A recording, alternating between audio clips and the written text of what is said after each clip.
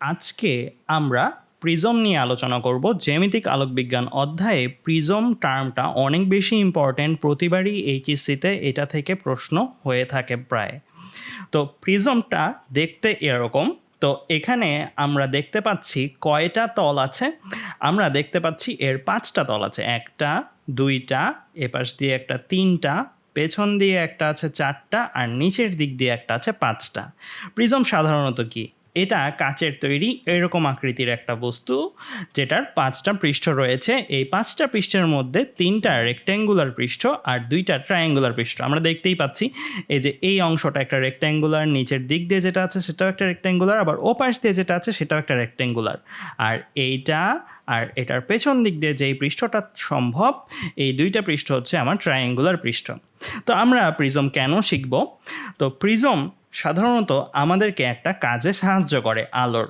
So আলোর বিচ্ছুরণ যে প্রসেসটা আছে সেটাতে প্রিজম আমাদেরকে সাহায্য করে। যেমন এখানে দেখতে পাচ্ছে সূর্যের সাদা আলো আসলো প্রিজমটার ত্রিভুজ পৃষ্ঠের এক পাশ দিয়ে, সেটা আসার পরে প্রিজমে আলো প্রতিসরিত হবে, আর প্রতিসরিত হওয়ার পরে সেটা কনভার্ট হয়ে যাবে আমাদের মৌলিক আলোগুলোতে।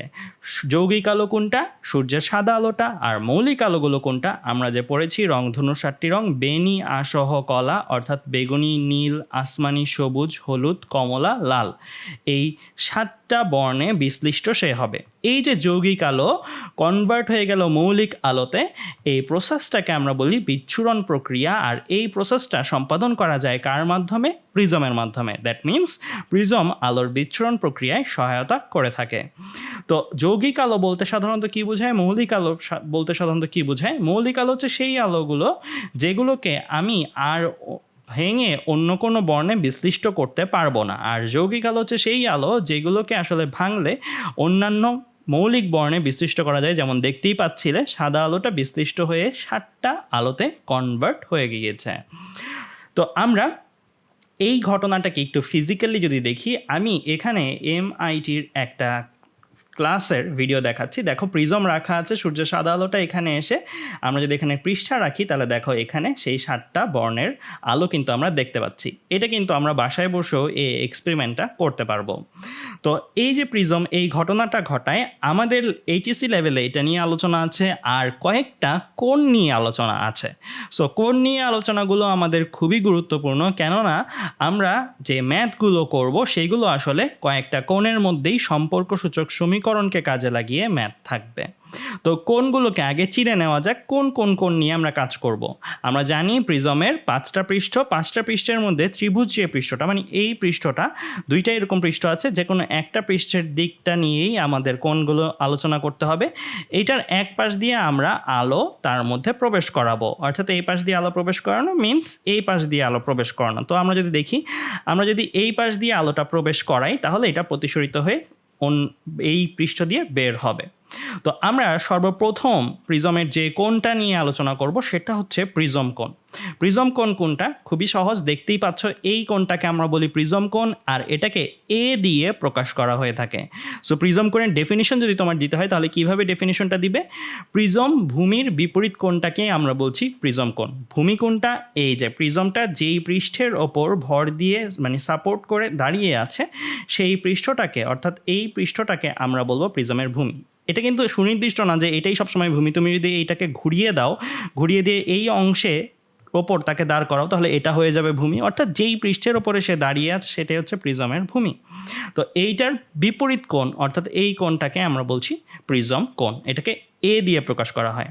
তো আমরা বলছিলাম যে আমরা এই ত্রিভুজ পৃষ্ঠের এক পাশ দিয়ে আলো আপতন করাবো। ধরো এই আলোটা আমরা আপতন করিয়েছি, এটা যে কোনো লেজার লাইটের আলো, যে কোনো কিছুর আলো হতে পারে। সো এই আলোটা যদি এখানে আপতিত হয় তাহলে এটা আমার প্রথম আপতন বিন্দু।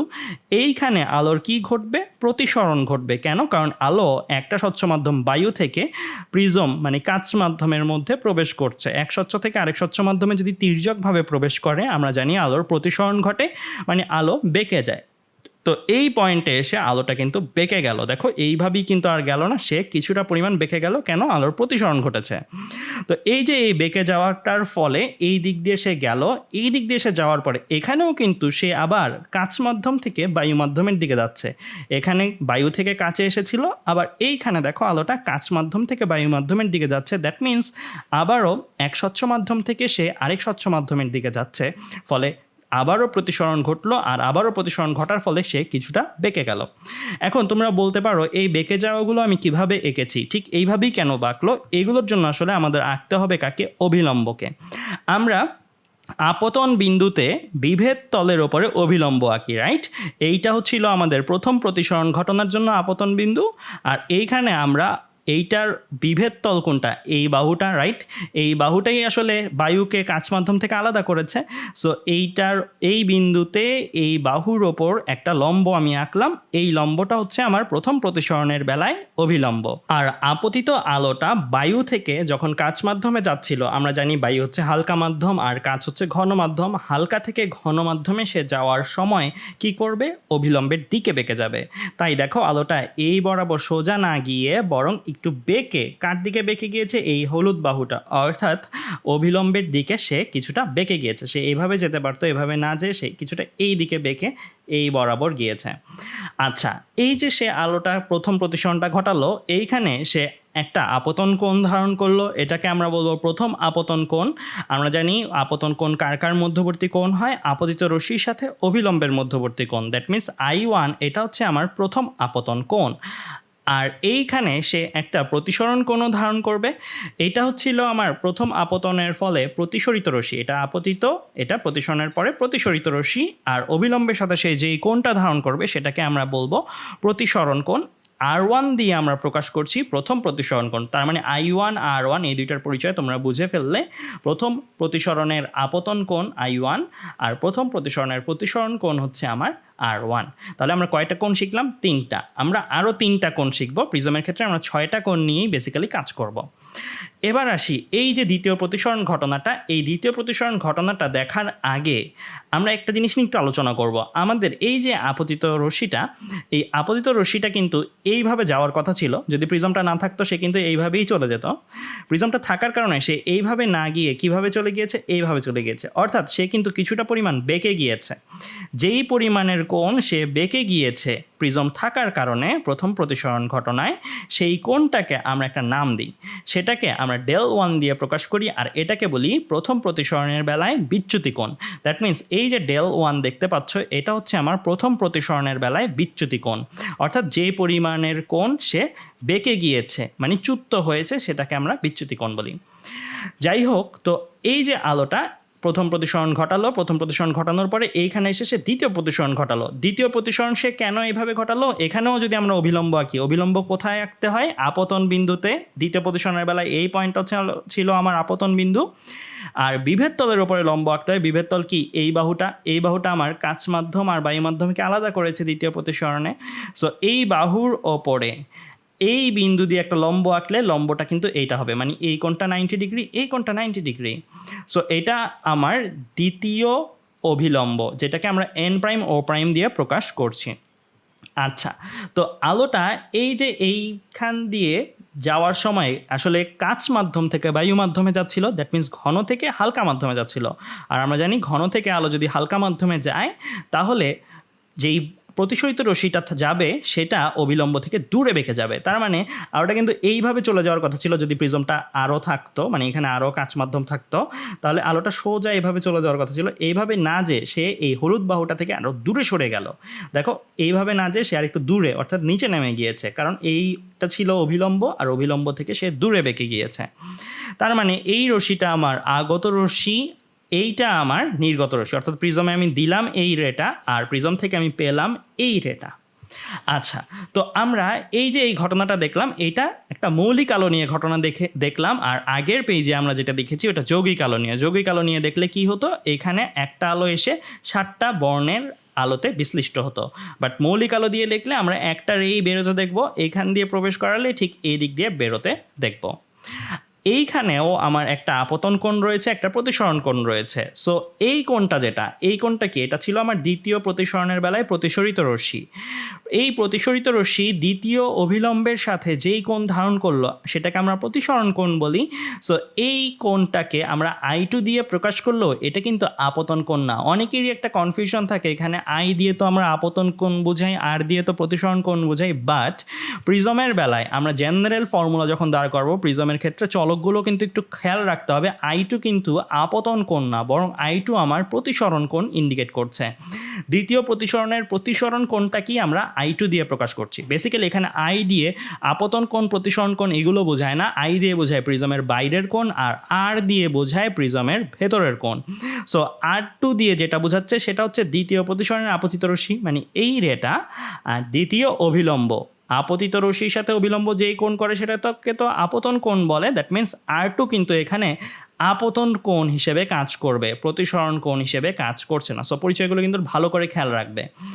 I2কে আমরা আরেকটা নামেও ডাকি, এটাকে আমরা নির্গমন কোণও বলি। কখনো প্রশ্নে এরকম বলে দেওয়া থাকতে পারে নির্গমন কোণের মান 60 ডিগ্রি, তখন তোমার বুঝতে হবে I2 এর ভ্যালু দেওয়া আছে। আরেকটা জিনিস খেয়াল করো, এই দ্বিতীয় প্রতিসরিত রশ্মিটা যখন গেল একটু বেঁকে গিয়েছে। যদি দ্বিতীয় প্রতিসরণ না ঘটতো তাহলে আলোটা কি এরকম সোজা চলে যাওয়ার কথা ছিল। তাহলে দ্বিতীয় প্রতিসরণ ঘটনাতেও কিন্তু আলোটা কিছু পরিমাণ বেঁকে গিয়েছে, রাইট? আমি যদি একটু ব্লু কালার দিয়ে এঁকে দেখাই, ধরো দ্বিতীয় প্রতিসরণ না হলে আলোটা এইভাবে যেত, দ্বিতীয় প্রতিসরণ না হলে আলোটা এই দিক দিয়ে এরকম করে চলে যেত। সো দ্বিতীয় প্রতিসরণ হওয়ার ফলে আমার আলোটা অ্যাকচুয়ালি নিচের এই লাল রেটা দিয়ে চলে গিয়েছে। তার মানে দ্বিতীয় প্রতিসরণ ঘটার ফলে আলোটা কি এতটুকু পরিমাণ কোণ বেঁকে গিয়েছে। এই কোণটা আর এইখানে যে কোণটা আমি এঁকেছি del2 দিয়ে, সেটা কি দুইটা একই ভ্যালু না? আমি যে দুইটা কোণের কথা বোঝাচ্ছি লেজার দিয়ে দেখাই, এই কোণটা আর এই কোণটা দুইটা কিন্তু একই কোণ। কেন? কারণ চিন্তা করে দেখো, এই যে এই বাহুটা আর এই বাহুটার বর্ধিতাংশ নীল কালার দিয়ে যেটা আমি এঁকেছি, এই দুইটা রেখা পরস্পরকে ছেদ করেছে। আর এই কোণটা ব্লু কালার দিয়ে যেটা দেওয়া, এই কোণটা আর এই কোণটা পরস্পরের বিপরীত কোণ। দ্যাট মিন্স এইটাই হচ্ছে আলো দ্বিতীয় প্রতিসরণ ঘটনায় কত কোণ বেঁকে গিয়েছে, মানে বিচ্যুতি কোণ দ্বিতীয় প্রতিসরণের। আর এইটা আর এটা যেহেতু সমান, তাই এটাকেও আমরা বলতে পারি দ্বিতীয় প্রতিসরণের বেলায় বিচ্যুতি কোণ। বেসিক্যালি এই কোণটাই del2, এটাকে এইখানে নিয়ে এসেছি কারণ এরা পরস্পরের বিপরীত কোণ। সো আমরা কিন্তু কয়টা কোণ দেখলাম অলরেডি? 1টা 2টা 3টা 4টা 5টা। এই del1 del2কে মিলিয়ে আমরা একটা কোণ বলবো। আমি বলেছিলাম আমরা মোট 6টা কোণ শিখবো। সো del1 আর del2কে মিলিয়ে আমরা একটা কোণ বলি, সেটাকে হচ্ছে বলি শুধু del। বেসিক্যালি del1 আর del2 কোণের যোগফলের সমান। এটা হচ্ছে প্রিজমের মোট বিচ্যুতি কোণ। সো মোট বিচ্যুতি কোণকেও আমরা কিন্তু ফিগারে দেখাতে পারি। কিভাবে দেখাতে পারি একটু চিন্তা করো। আমরা এই যে del1 আর del2 এই দুইটাকে এইটা বলতে পারি। কেন? একটু চিন্তা করো, এইটা একটা ত্রিভুজ, রাইট? এই ত্রিভুজের এটা বর্ধিতাংশ, এই বাহুটা যেটা আঁকলাম এটা বর্ধিতাংশ। এই বর্ধিতাংশের সাথে যে কোণটা, এইটা আমার কি বলি? ত্রিভুজের বর্ধিতাংশের সাথে কোণ। আর আমরা একটা নবম দশম শ্রেণীতে উপপাদ্যের এক্সট্রা পড়েছি যে আমার কোনো ত্রিভুজের বর্ধিতাংশের সাথে যে কোণটা উৎপন্ন হয়, এই কোণটা অন্তস্থ বিপরীত কোণদ্বয়ের সমষ্টির সমান। দ্যাট মিন্স এই কোণটা আসলে del1 আর del2 এই দুইটা কোণের যোগফলের সমান। সো এইটাকে আমরা বলছি প্রিজমের মোট বিচ্যুতি কোণ। আবার এটাকে এভাবেও চিন্তা করা যায়। চিন্তা করো যে যদি প্রিজমটা নাই থাকতো তাহলে আগত রশ্মিটা ঠিক এই লাইন বরাবর চলে যেত না? প্রিজমটা যদি না থাকতো এই জায়গাটাতে, তাহলে আলোটা এইভাবে চলে যেত, সরল পথে সে গমন করতো। প্রিজমটা থাকার কারণে আলোটা এইভাবে এসে এইভাবে বের হয়ে গিয়েছে। দ্যাট মিন্স আলোটা মোট কত কোণ বেঁকে গিয়েছে? মোট এইভাবে যাওয়ার কথা ছিল কিন্তু গিয়েছে এইভাবে। দ্যাট মিন্স এই বাহু থেকে যতটুকু বেঁকে এই কোণটা হয়ে এই দিকটা হয়ে বের হয়েছে। দ্যাট মিন্স এইটা আমার মূল আপতিত রশ্মিটা ছিল, আর এটা আমার মূল নির্গত রশ্মিটা। আর প্রিজম থাকার কারণেই এই জিনিসটা ঘটেছে, অর্থাৎ এত কোণ বেঁকে গিয়েছে। সো আমরা del দিয়ে বোঝাবো প্রিজমের বিচ্যুতি কোণ। এটাকে ডেফিনেশন দিতে চাইলে আমরা এভাবে দিতে পারি, প্রিজমে আপতিত রশ্মি আর প্রিজম থেকে নির্গত রশ্মির মধ্যবর্তী কোণ। দেখো আপতিত রশ্মিটা বর্ধিত করা হয়েছে, এই যে নির্গত রশ্মিটা নির্গত রশ্মিটাকেও পেছনের দিকে বর্ধিত করা হয়েছে, তাদের মধ্যে যে কোণটা উৎপন্ন হয় সেটাকে আমরা বলি প্রিজমের বিচ্যুতি কোণ। তো আমরা মোট 6টা কোণ দেখলাম, বেসিক্যালি ডেলের মধ্যেই আরও 2টা কোণ, del 1 del 2, মোট 6টা কোণ আমরা মূল হিসেবে দেখলাম। সো এদের মধ্যে সম্পর্ক নিয়ে আমরা আসলে কাজ করব। তো এদের মধ্যে আমরা সম্পর্ক বা সূত্র দাঁড় করাতে চাই। সো এইখানে কয়েকটা জিনিস জাস্ট একটু মাথায় রাখলে হয়, তেমন কঠিন কিছু না। আমরা অলরেডি বলেছি বিচ্যুতি কোণ ডেল যেটা, সেটা del 1 আর del 2 কোণের যোগফলের সমান। কেননা এই ছোট ত্রিভুজটার বহিস্থ কোণ এটা, আর বহিস্থ কোণ অন্তস্থ বিপরীত কোণদ্বয়ের সমষ্টির সমান। এই কনসেপ্ট অনুসারে এটা লিখতে পারি আমরা। del 1কে এখন কি লেখা যায়, del 2কে এখন কি লেখা যায়, এটা একটু ভালো করে বুঝতে হবে। এই যে কোণটা I1, এই কোণটার সাথে বিপ্রতীপ কোণ কি এই পুরোটা না? আমি একটু ব্লু কালার দিয়ে দেখাই, ইয়েলো কালার দিয়ে দেখাই, তাহলে বুঝতে সুবিধা হবে। সো এই যে এই কোণটা কিন্তু এই কোণটার সাথে বিপ্রতীপ কোণ, রাইট? দ্যাট মিনস I1 কোণটা আসলে যোগফলের সমান। কার যোগফলের সমান? del 1 আর R1, কারণ এই পুরাটা মিলেই তো আসলে I1, রাইট? এরা পরস্পর বিপ্রতীপ কোণ। সো I1 ইকুয়াল টু আসলে কি লেখা যেত? I1 ইকুয়াল টু লেখা যেত del 1 প্লাস R1। তাহলে del 1কে কি লেখা যায়? I1 মাইনাস R1, জাস্ট পক্ষান্তর করে দিলাম। I1 যেহেতু del 1 আর R1 এর যোগফলের সমান, তার মানে del 1 equal to I1 minus R1, তাই কিন্তু লেখা হয়েছে দেখো এখানে। একইভাবে বন্ধুরা আমরা যদি দেখাই এইখানে, একইভাবে এই জায়গাটা দেখো, এই যে এই কোণটা I2, এইটার সাথে এই কোণটা del 2 আর R2, এই দুইটা কোণের যোগফল সমান হবে না একই কনসেপ্ট অনুসারে। এই I2 এর সাথে এটা কিন্তু কি কোণ? এটা বিপ্রতীপ কোণ। সো বিপ্রতীপ কোণ যদি এটা হয়ে থাকে, তাহলে আমরা বলতে পারি I2 equal to del 2 plus R2। তাহলে আমরা যদি del 2টাকে এক পাশে রেখে বাকি সব অন্য পাশে করে দিই, তাহলে কি পাওয়া যেত? এটা পাওয়া যেত না? del 2 ইকুয়াল টু আসলে কত? I2 minus R2। That means এই del 2 এর জায়গায় আমরা কিন্তু এইটা লিখতে পারি। তো আমরা কিন্তু অলরেডি দেখলাম যে del 1কে ভাঙিয়ে del 2কে ভাঙিয়ে এই দুইটা কনসেপ্ট লেখা যায়। সো আমরা এটাকে একটা সূত্র হিসেবে লিখতে পারি এরকম, যে del ইকুয়াল টু আসলে I1 প্লাস I2, জাস্ট এখানে প্লাস মাইনাসগুলোকে ব্র্যাকেটগুলো সরিয়ে দিলে এই জিনিসটা আইগুলোকে একসাথে লিখলে I1 প্লাস I2, আর এটার সামনে একটা মাইনাস আছে, এটার সামনে একটা মাইনাস আছে। মাইনাস যদি কমন নেওয়া হয় তাহলে লিখতে পারি মাইনাস ব্র্যাকেটের ভেতরে R1 প্লাস R2। এটাই আমার একটা সূত্র হিসেবে আমরা আলোচনা করতে পারি প্রিজমের বেলাতে। এবার আমরা একটা কনসেপ্টে আসবো, সেটা একটু খেয়াল করো। আমরা এখানে দেখলাম এ কোণ আর ও প্রাইম কোণ, এই দুইটার যোগফলের মান 180 ডিগ্রি। এটা আগে একটু বলি, এ কোণটা এইটা, আর ও প্রাইম কোণটা যেটা বোঝাচ্ছে, ও প্রাইম কোণটা বোঝাচ্ছে এই কোণটা, এইটা বোঝাচ্ছে ও প্রাইম কোণটা। সো এই দুইটা কোণের যোগফল 180 ডিগ্রি। এটা কিভাবে হলো? কারণ এখানে দেখো, আমি যদি ব্ল্যাক কালার দিয়ে একটা জিনিস দেখাই, এই যে এই জায়গাটা আমি যেটার উপরে মার্ক করছি, এইটা কি ইন্ডিকেট করছে? এ কিউ ও প্রাইম আর, এ কিউ ও প্রাইম আর, এইটা কি একটা চতুর্ভুজ ইন্ডিকেট করছে, রাইট? আর আমরা জানি এই চতুর্ভুজটার বিপরীত কোণদ্বয়কে এ আছে আর ও প্রাইম আছে। এই বিপরীত কোণদ্বয়ের যে সমষ্টি, এই সমষ্টি আমার কত হবে? 180 ডিগ্রি হবে। সো এই বিপরীত কোণদ্বয়ের সমষ্টি 180 ডিগ্রি হবে। কেন না? কারণ এই কোণটা কি আমার একটা 90 ডিগ্রি কোণ, এই কোণটা কি আমার একটা 90 ডিগ্রি কোণ। আমরা জানি একটা চতুর্ভুজের 4টা কোণের সমষ্টি মিলে হইতে হয় কত? 360 ডিগ্রি। সো দুইটা কোণ 90-90 হলে বাকি দুইটা কোণের যোগফল কত হবে? অবশ্যই বোঝা যায়, বাকি দুইটা কোণের যোগফল আমার 180 ডিগ্রি হবে। সো আমরা কিন্তু এই এ আর ও প্রাইম যে 180 ডিগ্রি, এটা কিন্তু দেখে ফেললাম। এবার আমি আরেকটা জিনিস দেখাবো এই জায়গাটাতেই, সেটা কি? সেটা হচ্ছে R1 R2 আর ও প্রাইম কোণ মিলে হয় 180 ডিগ্রি। কিভাবে এটা? এই ত্রিভুজটা খেয়াল করো, কিউ আর ও প্রাইম, এই ত্রিভুজটার মধ্যে দেখো আমার 3টা কোণ আছে, R1 R2 আর ও প্রাইম। এই কোণটা ও প্রাইম কিন্তু এই কোণটা ইন্ডিকেট করছে, ভেতরেরটা। সো R1 R2 আর ও প্রাইম, আমরা জানি ত্রিভুজের 3 কোণের সমষ্টি 180 ডিগ্রি হয়, তাই আমরা এই কনসেপ্ট অনুসারে বলতে পারি R1 R2 আর ও প্রাইমের যোগফলও 180 ডিগ্রি। যেহেতু এদের যোগফলও 180 ডিগ্রি, এদের যোগফলও 180 ডিগ্রি, তার মানে এই দুইটাকে পরস্পরের সমান আমরা বলতে পারি। এখন এই দুইটাকে পরস্পর সমান বললে এখানেও একটা ও প্রাইম কোণ আছে, এখানেও একটা ও প্রাইম কোণ আছে, দুইটা কোণ কিন্তু বিয়োগ করে আলাদা করে শেষ করে দেওয়া যায়। তার মানে আমরা কিন্তু শুধুমাত্র বাম পক্ষে পাবো কোণ এ কে, আর ডান পক্ষে পাবো R1 আর R2 কে। এটাই কিন্তু আমার প্রিজমের ক্ষেত্রে দ্বিতীয় সূত্র হিসেবে আমরা আলোচনা করতে পারি। প্রিজম কোণ আসলে আমার প্রথম প্রতিসরণ কোণ আর দ্বিতীয় আপতন কোণের যোগফলের সমান। তারপরে আমরা যদি দেখি, আমরা অলরেডি এই সূত্রটা শিখেছি, আবার এই সূত্রটা শিখলাম। এই সূত্রটাই এই জায়গায় যদি বসাই, R1 R2 যেহেতু এ কোণের সমান, তার মানে এই সূত্রতে R1 R2 যোগফলের জায়গায় জাস্ট আমি এ কোণ বসিয়ে দিলেও আমি আরেকটা সূত্র পেয়ে যাই। এটাকে আমরা তৃতীয় সূত্র হিসেবে লিখতে পারি। সো আমরা মোট কয়টা সূত্র শিখলাম এখন পর্যন্ত? 3টা। এই যে 3টা সূত্র শিখলাম, এই 3টে সূত্র হচ্ছে সাধারণ ক্ষেত্রে প্রিজমের সূত্রাবলী। সাধারণ ক্ষেত্রে প্রিজমের সূত্রাবলী দিয়ে কী বোঝাচ্ছি?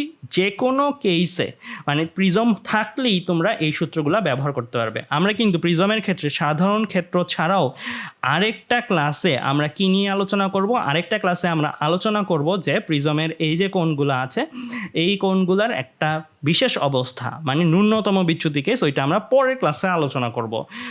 আর যদি তোমার প্রশ্নে ন্যূনতম বিচ্যুতি কেস বলে দেওয়া থাকে, তাহলেও যে এই সূত্রগুলো ব্যবহার করা যাবে না তা কিন্তু না, এই সূত্রগুলো সবসময় প্রযোজ্য। আর ন্যূনতম বিচ্যুতি কেসের ক্ষেত্রে আরও কয়েকটা সূত্র আমরা পরের ক্লাসে শিখব, যেগুলো শুধুমাত্র ন্যূনতম বিচ্যুতির ক্ষেত্রেই ব্যবহার করা যাবে। সো আমরা 3টা সূত্র শিখলাম অলরেডি সাধারণ ক্ষেত্রে। সাধারণ ক্ষেত্রের বেলায় আরেকটা সূত্র আছে। এই সূত্রটা খুবই সিম্পল, এটা সবারই পারার কথা যারা জ্যামিতিক আলোক বিজ্ঞানের প্রথম ক্লাসটা করেছ। সেটা হচ্ছে স্নেলের সূত্র। আমরা যেহেতু পড়েছি অলরেডি, স্নেলের সূত্র কীভাবে প্রয়োগ করতে হয় সেটা আমি শিখিয়েছিলাম এরকম: যেই মাধ্যমের কোণ আর যেই মাধ্যমের কোণ ওই কোণের সাইন অনুপাতটা নিব, আর গুণ দিব কাকে দিয়ে? ওই মাধ্যমের পরম প্রতিসরণাঙ্ক দিয়ে। এই দুইটা গুণফলকে আমরা ধ্রুবক বলবো। সো ওই কনসেপ্ট অনুসারে আমি একটু করে দেখাই, তাহলে ব্যাপারটা ক্লিয়ার।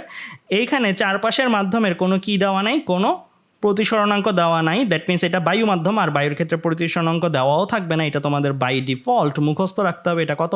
1। সো আমার এই জায়গাটার মধ্যে যদি আমরা তাহলে স্নেলের সূত্র অ্যাপ্লাই করি, আমার 2টা প্রতিসরণ ঘটনা ঘটেছে, এইখানে একটা, এইখানে একটা। তো 2টা প্রতিসরণ ঘটনায় আমরা 2বার স্নেলের সূত্র ব্যবহার করব। সো এই জায়গায় যদি আমরা স্নেলের সূত্র ব্যবহার করি, স্নেলের সূত্র ব্যবহার করলে দেখো আমরা I1 কোণ পাচ্ছি। কোন মাধ্যমে আছে I1 কোণটা? এক প্রতিসরণাঙ্ক বিশিষ্ট মাধ্যমে। তাহলে আমি লিখতে পারি sin I1 × 1, যেহেতু ওই কোণের সাইন অনুপাতটা নিতে হয় আর গুণ দিতে হয় পরম প্রতিসরণাঙ্ক দিয়ে, তাই করলাম আমরা। এই মাধ্যমে আমরা প্রতিসরণ কোণ অবিলম্বের সাথে কোনটা পাচ্ছি? প্রতিসরণ কোণ R1। R1 কোণটা কোন মাধ্যমে আছে? মিউ প্রতিসরণাঙ্ক। ধরে নিলাম এই যে লেন্সটা, যে এই প্রিজমটা যেহেতু গ্লাসের তৈরি বা কাচের তৈরি, এই কাচের একটা প্রতিসরণাঙ্ক আছে। প্রতিসরণাঙ্কের ধরে নিলাম মিউ, কাচের প্রতিসরণাঙ্কটা প্রিজমের। তাহলে আমরা যদি মিউ ধরে নিই, তাহলে আমরা বলতে পারি কিরকম? সাইন I1 × 1 তো লিখলাম, আর R1 কোনটা মিউ মাধ্যমে আছে, তাই ইকুয়াল টু দিয়ে লিখতে পারি সাইন R1 × মিউ। এটা প্রথম প্রতিসরণের বেলায় স্নেলের সূত্র কিন্তু প্রয়োগ হয়ে গেল। এবার আসি দ্বিতীয় প্রতিসরণ। এই ঘটনাটাতে, এই জায়গায় যখন প্রতিসরণ ঘটেছে, এইটা আমার আপতন কোণ হিসেবে কাজ করছিল, এটা আমার প্রতিসরণ কোণ হিসেবে কাজ করছিল। তো আমরা R2 কোণটা কোন মাধ্যমে পাচ্ছি? মিউ মাধ্যমে। তাহলে লিখব কি? Sign R2 × mu. মিউ যেখানে কাচের পরম প্রতিসরণাঙ্ক। I2টা আমার কোন মাধ্যমে? এক প্রতিসরণাঙ্ক বিশিষ্ট মাধ্যমে, মানে বায়ু মাধ্যমে। তাহলে ইকুয়াল টু দিয়ে লিখবো সাইন I2 × 1। এটা হচ্ছে দ্বিতীয় প্রতিসরণের বেলায় স্নেলের সূত্রটাও প্রয়োগ হয়ে গেল। তো এই দুইটা সূত্রকে যদি আমরা একত্র করি, কিভাবে একত্র করতে পারি আমরা একটু খেয়াল করো। মিউটাকে এই সূত্রটার থেকে চিন্তা করলে, মিউটাকে এক পাশে করে বাকি সব অন্য পাশে পাঠিয়ে দিলে কি আসে? Sign I1/R1। তাই কিন্তু লেখা হয়েছে, দেখো এটা থেকে সরাসরি এতটুকু অংশটা mu equal to sign I1/sin R1 হয়ে গেল। আবার এই সূত্রটাতে দেখো, এই সূত্রটাতে মিউ যদি এক পাশে রাখো, বাকি সব অন্য পাশে পাঠিয়ে দাও, কি লিখতে পারো? Sign I2/sin R2।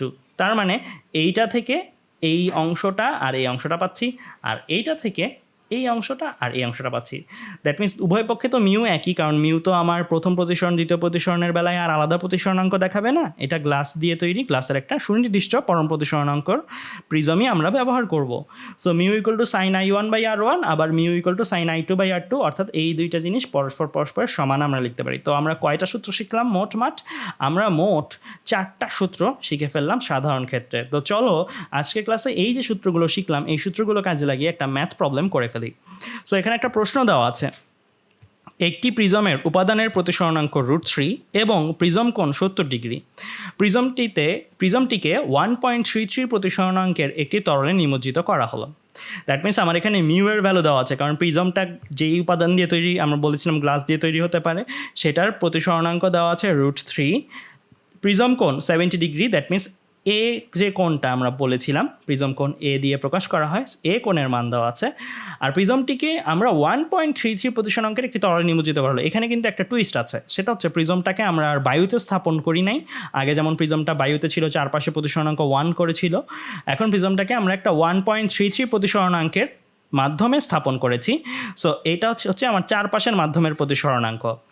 একটি তরলে নিমজ্জিত করা হলো, এর এক পৃষ্ঠে 45 ডিগ্রি কোণে আলো আপতিত হলে বিচ্যুতি কত হবে। দ্যাট মিন্স এইটা আমার কার মান বলো তো, আমার প্রথম আপতন কোণের মানটা।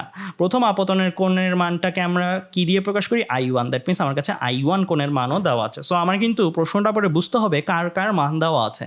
সো আমরা এই প্রশ্নটার জন্য একটা ফিগার নিজেরা রাফলি এঁকে ফেলবো। এটা পরীক্ষার জন্য ম্যান্ডেটরি না, বাট এই ফিগারটা যদি না বুঝো ভালো করে তাহলে কিন্তু তোমার কাজ করতে অসুবিধা হবে। সো একটা রাফলি ফিগার এঁকে ফেলবো। সো আমরা একটা রাফলি ফিগার এঁকে ফেললাম, মিউ দেওয়া আছে ক্লাসের, সেটা লিখে ফেললাম √3। চারপাশের মাধ্যমের প্রতিসরণাঙ্ক সেটাও লিখে ফেললাম 1.33 চারপাশের মাধ্যমটার। আর এখানে I1 এর ভ্যালু দেওয়া আছে 45 ডিগ্রি, আর এ কোণের ভ্যালু দেওয়া আছে 70 ডিগ্রি। এই ভ্যালুগুলোই দেওয়া আছে। আমার কাছে জানতে চাওয়া হয়েছে কি বিচ্যুতি কত। বিচ্যুতি দ্যাট মিনস আমার কাছে ডেল, এই যে এই কোণটার মান জানতে চাওয়া হয়েছে। সো জিনিসটা কিন্তু শুনতে বা করতে দেখতে অসুবিধা হলেও জিনিসটা করতে কিন্তু একদম ইজি। কিভাবে আমরা করতে পারি একটু খেয়াল করো। আমরা বিচ্যুতি কোণের জন্য সাধারণ ক্ষেত্রে অলরেডি ফর্মুলা শিখে এসেছি। যেহেতু আমার এখানে কোনো ক্ষেত্র নিয়ে কথা বলা নাই, সো আমরা সাধারণ ক্ষেত্রে সূত্রগুলো ব্যবহার করব। Del equal to I1 plus I2 minus A কোণ। সো এখানে দেখো আমার ডেল বের করতে চাইলে কাকে কাকে লাগে, I1কে লাগবে, I2কে লাগবে, আর এ কোণকে লাগবে। আমরা কিন্তু অলরেডি I1 আর এ কোণকে পাচ্ছি, বাকি রইল কে I2 কোণটা। আমরা যদি কোনোভাবে I2 কোণটাকে বের করে ফেলতে পারি তাহলেই কিন্তু ডেল কোণটা বের করা হয়ে গেল। সো আমরা এই জায়গাটাতে আমরা যদি ভাঙিয়ে লিখি I1 plus I2 equal to minus R1 plus R2 এটা লিখতে পারি। সো I1 যেহেতু 45 ডিগ্রি, আমার টার্গেট হচ্ছে I2টা বের করা। কীভাবে বের করা যায়, আমরা স্নেলের সূত্র অনুসারে এই জিনিসটা লিখতে পারি না, ঠিক আগের মতন চিন্তা করো। 45 ডিগ্রি কোণটা কোন মাধ্যমে আছে, 1.33 মাধ্যম। আমি কি বলেছি, লিখবে সাইন I1 ইন্টু ওই I1 কোণটা যেই মাধ্যমে আছে সেটার পরম প্রতিসরণাঙ্ক। দ্যাট মিনস সাইন 45 ইন্টু এটা কোন মাধ্যমে আছে 1.33, তাই 1.33 দিয়ে পুরোটার সাথে গুণ হলো। So 1.33 sine 45। আবার R1 যে কোণটা, এটা কোন প্রতিসরণাঙ্কের মাধ্যমে আছে, √3 প্রতিসরণাঙ্কের মাধ্যমে রয়েছে। সো আমি লিখতে পারি সাইন R1 ইন্টু √3। আচ্ছা, তো এই জায়গাটাতে দেখো আমার সব কিছুই জানা আছে, জানা নেই কাকে, R1কে। একটা সমীকরণ একটা আননোন। সো এখান থেকে কিন্তু আমরা R1টা ইজিলি সাইন ইনভার্স করে বের করে ফেলতে পারবো না। এখানে ক্যালকুলেটরের ভ্যালু বসিয়ে সাইন ইনভার্স করলে কিন্তু R1টা চলে আসবে। R1টা আমার আসলে কত, 32.9 ডিগ্রি। এবার R1 যদি জানা হয়ে থাকে, R2টা কিন্তু বের করা খুবই সিম্পল, কারণ আমরা অলরেডি স্নেলের প্রিজমের ক্ষেত্রে দ্বিতীয় যে সাধারণ সূত্রটা শিখেছিলাম সেটা কি ছিল, এ কোণ আমরা এরকম দেখেছিলাম না, আমি লিখে দেখাই যদি একটু। আমরা এরকম একটা সূত্র দেখেছিলাম, এ কোণের ভ্যালুটা আসলে কোন দুইটা কোণের ভ্যালু সমান, R1, আমাদের R1, আচ্ছা কলমটা সিলেক্ট করে নিই। সো আমাদের R1 আর R2 কোণের যোগফলের সমান। সো আমি কিন্তু এ কোণটা জানি, আবার এখানে R1 কোণটাও বের করা হয়েছে। সো R2টা আমরা বের করতে চাই। R2টা কিন্তু এই জায়গায় জাস্ট বিয়োগ করে দিলেই কিন্তু আমার R2টা চলে আসলো। R2টা এ কোণ থেকে যদি R1 কোণের মানটা বিয়োগ করে দিই তাহলে আমার কত আসলো, 37.1 ডিগ্রি। সো আমরা R1 R2 এই দুইটা কোণই কিন্তু জেনে গেলাম। আচ্ছা, তো এবার আমরা চলে আসি, আবার যদি স্নেলের সূত্র প্রয়োগ করি দ্বিতীয় প্রতিসরণ ঘটনায়। দ্বিতীয় প্রতিসরণ ঘটনায় দেখো R2 কোণটা মাধ্যমে আছে কোনটায়, √3 মাধ্যমে। সো আমরা লিখতে পারি সাইন R2 ইন্টু √3, আর R2 এর ভ্যালু তো জানা আছে। সো R2 এর ভ্যালুটা লিখে ফেললাম 37.1। সো আমি লিখলাম আসলে কত, সাইন 37.1 ইন্টু √3। সো এই জিনিসটাকে লেখা হলো বাম পক্ষে। ডান পক্ষে কি লিখবো, I2 কোন মাধ্যমে আছে, 1.33 মাধ্যমে আছে। That means sign I2 into 1.33, একবারে লিখলে 1.33 সাইন I2। সো এখানেও একটা সমীকরণ এক আননোন, I2টা কিন্তু ইজিলি ক্যালকুলেটারে তোমরা বের করতে পারবে সাইন ইনভার্স করে। ক্যালকুলেটারে সাইন ইনভার্স করে যদি বের করো I2টা কত আসবে, 51.8 ডিগ্রি। তাহলে এইভাবে কিন্তু আমরা এই দ্বিতীয় প্রতিসরণ কোণ অর্থাৎ নির্গমন কোণ এটাও বের করে ফেলতে পারি। সো এখন কিন্তু আমাদের কাজ মোটামুটি শেষ। আমরা I1 I2 এ সবই জানি। সো আমরা যদি ভ্যালুগুলো বসিয়ে দিলাম I1 এর, I2 এর আর এ এর, তাহলে আমরা কিন্তু এই জায়গা থেকে ডেল কোণের মানটা বের করে ফেলতে পারি, যেটা আমার কত আসে, 26.8 ডিগ্রি। অর্থাৎ আমরা বিচ্যুতি কোণটা পেয়ে গেলাম। সো বন্ধুরা, আমরা কিন্তু এইভাবে খুব সহজ জিনিসগুলোই চিন্তা করে করে আমরা কিন্তু প্রিজমের ম্যাথগুলো করে ফেলতে পারি। সো আজ এ পর্যন্তই। পরবর্তী ক্লাসে আমরা প্রিজমের যে আরেকটা ক্ষেত্র আছে বলেছিলাম যে ন্যূনতম বিচ্যুতি কোণের ক্ষেত্রে, সেটা ব্যবহার করে আরও কিছু কমপ্লিকেটেড ম্যাথ করব। তো ধন্যবাদ সবাইকে।